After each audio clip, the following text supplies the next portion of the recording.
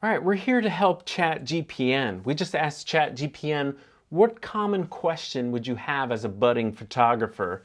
And the, the questions are so broad, like each one could be a complete college course. But I thought it'd be fun to try to answer the top 10 questions that ChatGPN asked me as a budding photographer.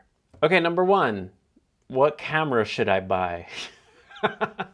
That is insane. We should probably ask it, what camera should I buy? What is the best camera? GPN says the best camera is, there is no best camera that suits everyone's needs. That's exactly what I was about to say. Such an impossible question to answer. However, I would think of it this way. The first thing is to think about, what type of photography are you interested in? What are you trying to capture? If you think of that first, then the second thing you should think about is what lenses. You should think lenses before camera system. If, for example, you want to shoot sports or wildlife, think of very long lenses and try to see which ones of those are within your budget. Because a lot of times long, crazy lenses are out of people's budgets. So start with that. Start with a lens choice.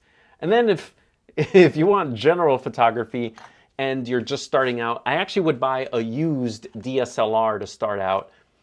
Most bang for your buck is to buy a camera that maybe was released in 2016, 2017, and still has a great, cheap lens selection, because most people are moving from DSLRs to mirrorless cameras, which is like the latest and greatest. So if you're starting out, I would say the best camera is to buy an older DSLR, yada yada. Okay, I think we're already failing. What are the most important settings to use when taking pictures? The most important settings to use are the ones that give you the results you want to get. Oh, see what I did there? There are so many settings on the camera, there's no way to really answer this, but the three main settings, the settings that are most important is to get a properly exposed photograph. That means there's enough light coming into the camera so that you actually get a photograph. And the three settings are aperture, which is the opening, the iris of the lens, your shutter speed, how fast the shutter opens and closes. You want it to be really fast if you want to freeze action, or if you want that blurry waterfall, you want it to be very slow. So that's a setting that's important. And the last one is ISO or ISO, and this is how sensitive the camera is to light. So those are the most important settings, but there are other settings like your focus settings, if you're shooting action, your white balance, which gives you color. But yeah. Number three, how do I compose a good photograph? That's a good question, ChatGPN. Let's ask ChatGPN.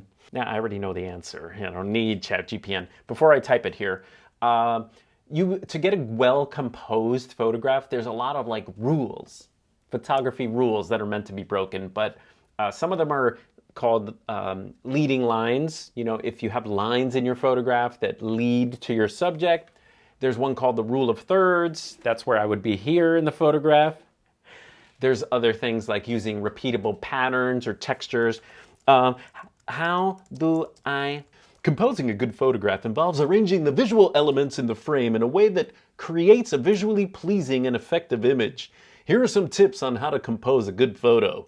Rule of thirds, leading lines, framing.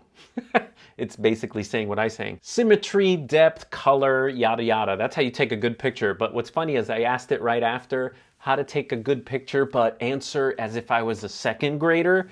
And it said to take a good picture, it could be a picture of an animal or flower or anything that's interesting. So forget composition. Make sure your subject is in focus. Nice.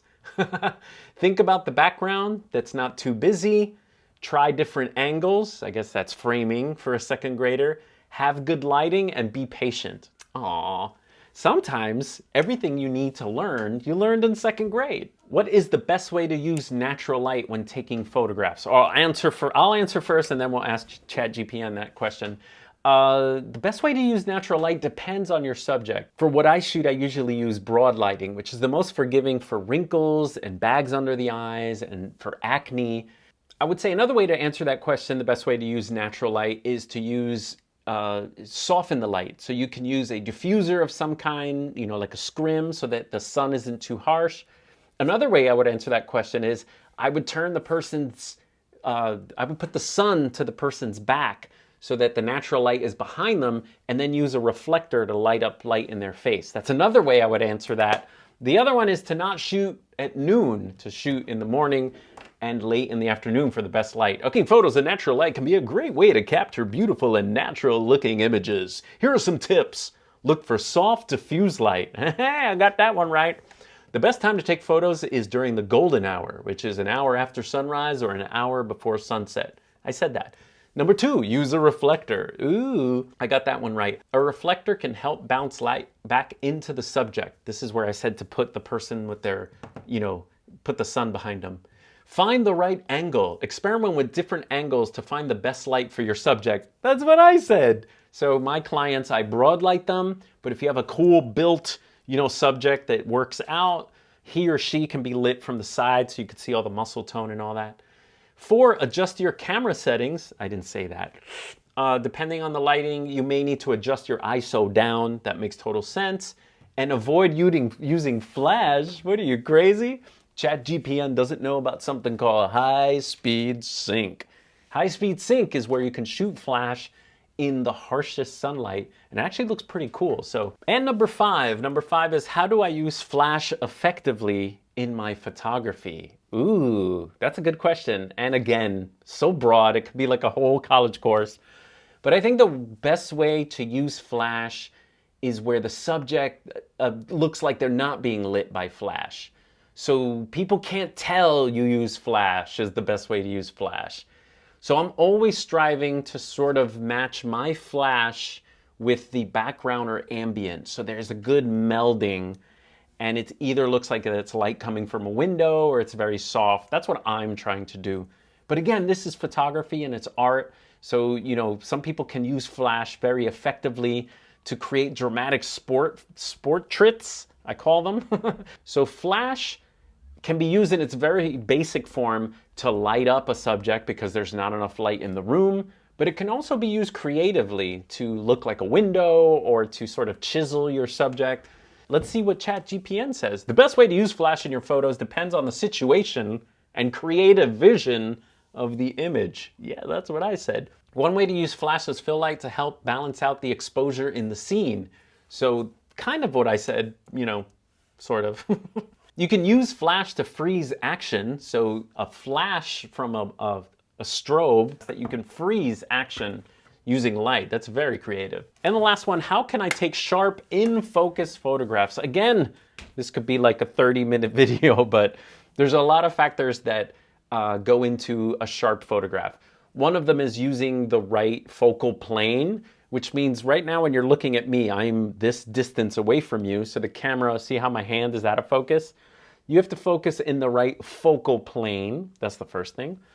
Number 2, you have to have an aperture that has enough depth. So for example, if I get close right here, if I get close to the camera, my ear is probably, let's use this one. My ear is out of focus, but my eye is in focus. You see how my body is out of focus? So there's less depth if you're close to the camera. So distance is important. So if you really want a sharp photograph, move your subject a little bit further away or step back from your subject. And the other one is aperture.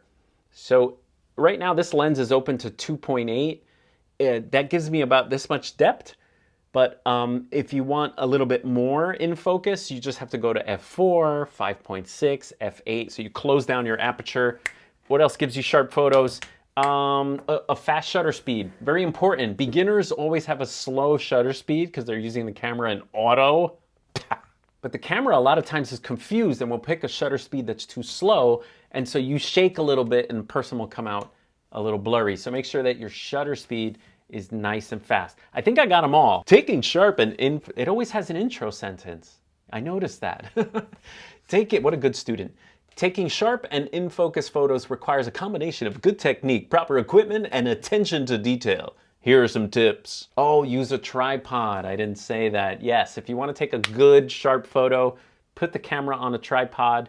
That means that shutter speed is less of a factor. I will add to that.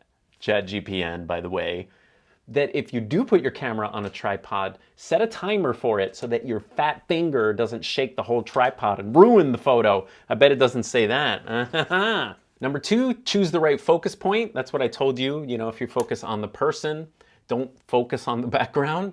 It says use the right aperture. We also mentioned that. Number 4, use the right shutter speed. We also mentioned that. Make sure it's fast enough. By the way, people move and walk, and you want to be at least over 1/200th, 300th to be sure. Use autofocus. That's good too. Autofocus. Is that a duh moment? Like, I don't know. It depends what you're shooting. If you're photographing a flower, manual focus is totally okay. But if you're photographing a track, you know, star running at you, I would use autofocus. Pay attention to lighting. Good lighting is important to taking sharp, in-focus photos. I don't know about that one. Anyway, are we smarter than ChatGPN? I don't know, but it's not too bad. All right, who was better, ChatGPN or me, huh? Who'd you rather learn from? All right, that was fun. I'll see you guys next time.